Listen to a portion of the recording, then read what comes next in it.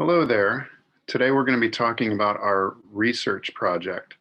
So really in Module 4, the only thing you're going to be required to turn in is your proposal, not the actual research findings or your implications or your conclusions, but the proposal for the project. And the reason that is because really if there's any issue with the proposal, I don't want you to go through the study without getting some feedback on that. So we're going to talk about the whole project in this video. So you may want to come back to this as you are doing your findings and things like that. But for right now, we'll just dive in and talk about exactly what is required for this project.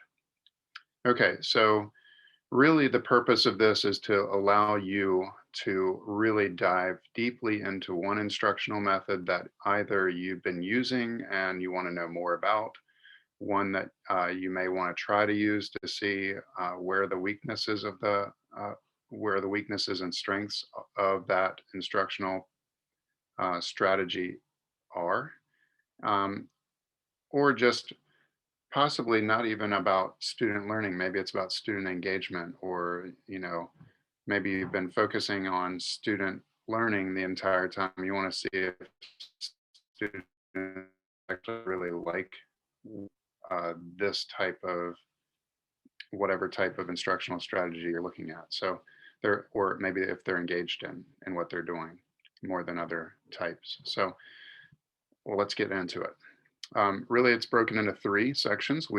As I said, the proposal is what's going to be due this time. And then the following week, everything will be due because I'm expecting you to get this done pretty quickly. And it can be it will be a very brief study. It's a 1 lesson deal. So,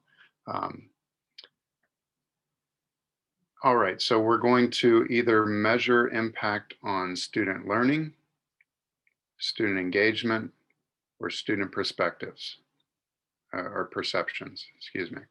So when you're thinking about student learning, that's going to be a pre-post test, content or skill. So you give them probably the same test at the beginning as you do at the end. I'm sure you've done this before. A lot of them with SMART goals in some districts have that where you're supposed to be doing that. So that's one thing that you could possibly do. The next thing that you could do is think about student engagement. So the way you can study that, one great method, there are several methods and you can look them up, but I'm just going to give you one that seems rather simple, is to set up a video camera somewhere in your room. Of course, you're not going to keep that video. You're going to delete it later for confidentiality purposes and things like that. And you don't need to share it with me at all either. But you're going to set up that video recording device and you're going to do your instruction and you're going to really just observe that video and basically make tally marks on when students are or are not engaged. That's your choice. You could make, you've got 30 students for, this amount of time you had 100% participation or engagement. This amount of time you had 75%. Where's the engagement going up and down in that lesson? That can be beneficial because you can tell where the lesson has weaknesses and keeping the students engaged. And then you can speculate on why they're not engaged, whether it's something that was confusing for them or whatever. But you'll look at those findings and then you'll talk about what reasons you think might be behind those findings. And then student perceptions is just a simple evaluation at the end of it, saying, how did you like this part of the lesson? How did you like this compared to this other lesson that we did 3 days ago? You're making these measurement instruments. So when you're thinking about what you're wanting to figure out about their perceptions, that's, that 10 question instrument is something you've made up. So what real perceptions are you looking for? Are you looking for their perceptions of science after that science lesson? Are you looking to see what their perceptions of writing might be? Or are you just looking to see if they liked the lesson or not? Um, what parts of the lesson might they have liked? Okay. So the main thing that the very first thing you're going to do, besides you thinking about what these, how you're going to measure it, is, what strategy do you want to know about? So once you figure that out, then you figure out what methodology you're going to use. So if you say double bubble, then you try to think, do I want to figure out if it helps my students to learn? Do I want to figure out if it keeps them engaged? Do I want to figure out if they like it or not, or their perceptions of that strategy? So once you figure out the strategy, then you figure out how you're going to measure it, what you're going to measure, and then you're really going to get into your proposal. So once you figure out those two things, the strategy and how you're going to measure it, then you need to look in the literature, see if you can find a study similar to what you're going to do. Did someone do a study on double bubble maps and figure out that students really loved it? Or did they do one that figured out that students actually learned better using the double bubble map than they did a Venn diagram, something strange like that? So all I'm asking for in this proposal is just one study. That's way different from large scale studies where you have to come up with 30, 40 different citations. So I'm just looking for one, but I really want it to be one that relates well to your study. The other thing I want to figure out is, why did you choose that instructional strategy? What personal reason did you have? And then I really want you to set up how you're going to go about this, right? So what is the recipe for this study? And that is really what I'm super interested in this week, right? So if you can get that really parsed out, then you're going to be set for, and if you can get that parsed out well, then you're going to be set to turn that in. We can give you feedback on it and let you know if some suggestions if it needs to be changed, or also let you know if you're ready to go and get it started.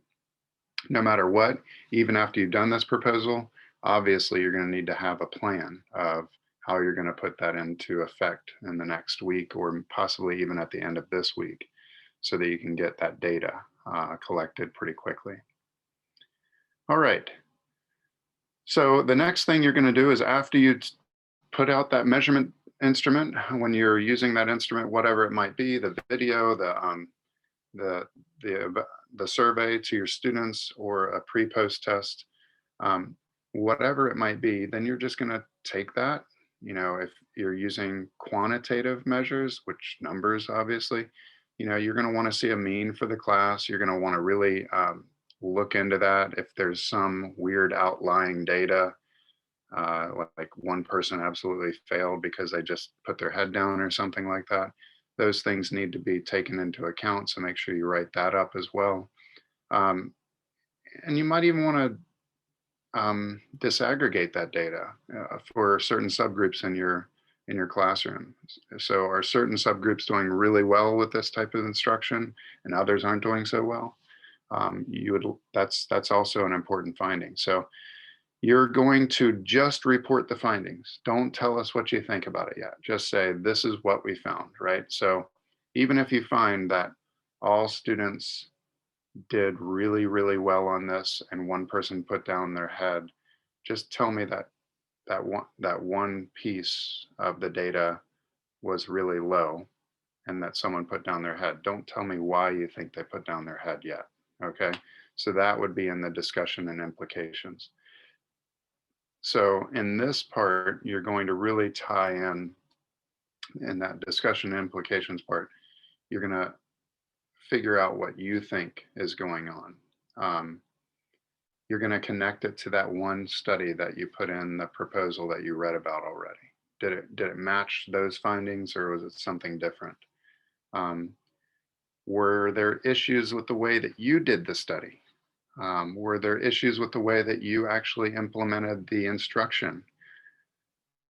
Remember, I'm not grading you on whether you did the study really well or not. I'm grading you on whether you're writing it up and understanding if you did it well or not. So if you did things improperly and you notice it when you're looking at your results, that is great.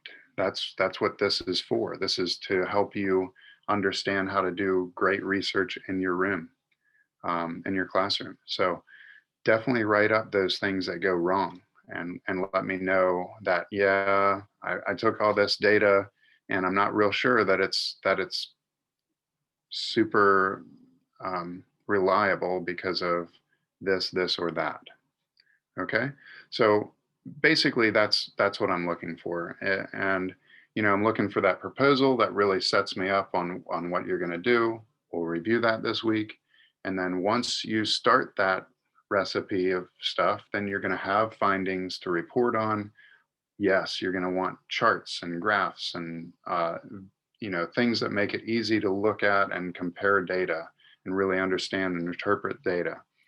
And then afterwards, I want a really healthy discussion on what's going on. What are the implications? How are you going to use this in the future? What does this say about the instructional strategy? You have a rubric here. Be very careful to go through this with a fine-tooth comb while or before you're writing. One of the things that I'll let you know is turning this in on time is important for your grade as well, because especially this proposal, I am not grading whether your proposal is perfect on the first time. What I'm grading is the fact that, if you get some suggestions that are reasonable suggestions, that either you give a reason why you didn't change it in the discussion board, or you possibly change it because it makes sense, especially if I'm giving you some insight on how to change it. And I may say you don't need to change it, but I worry about this part and this part on the data. So just look over this while you're writing the proposal, but also look over it while you're writing the entire thing. Okay. All right. I think that's it. Enjoy, and this can be a really fun exercise. So hopefully you'll learn a lot and have a lot of fun doing it. And enjoy your teacher research project.